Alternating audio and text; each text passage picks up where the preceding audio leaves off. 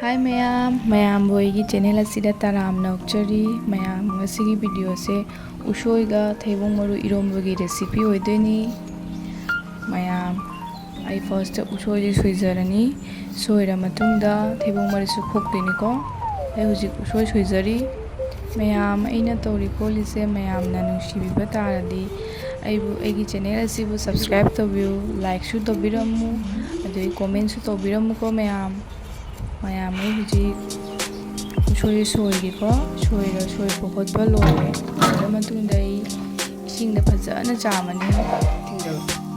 usoiga thaibong marusiga isingda fajana chamjari chamaga matungda ai hujik cooker da hapsare ko mayam isingje chira hapini happy mayam ai hujik cooker da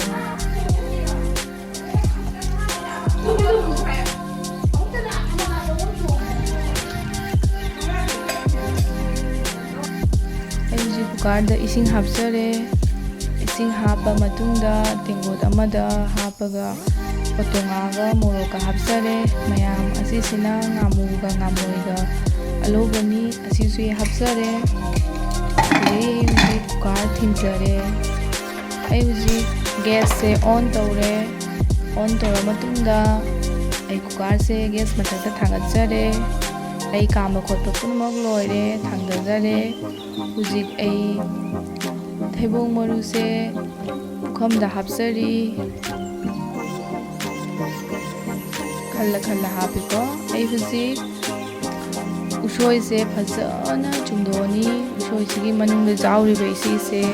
fajana summani ko kanna ekdam aigi power jaunai khutsina summani sumba khotpa pummak loijare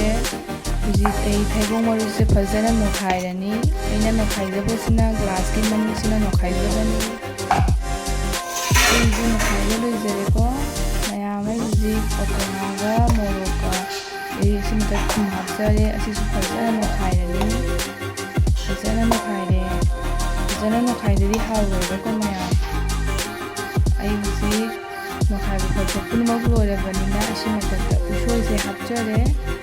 hujik ai se fajana mix torani ko mayam usoi irombada usoi ga thaibong maru ga irombada fajana mix todadi hauteba ko ai hujik fajana mix torani ai khutsina mayam spoon na toba se fajana mix hoide ko adugi ai khutna tawjabani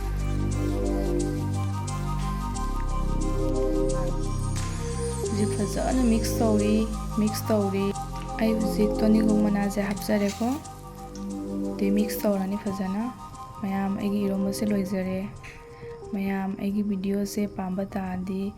aigi channel asibu subscribe toromu like toromu and share toromu bye bye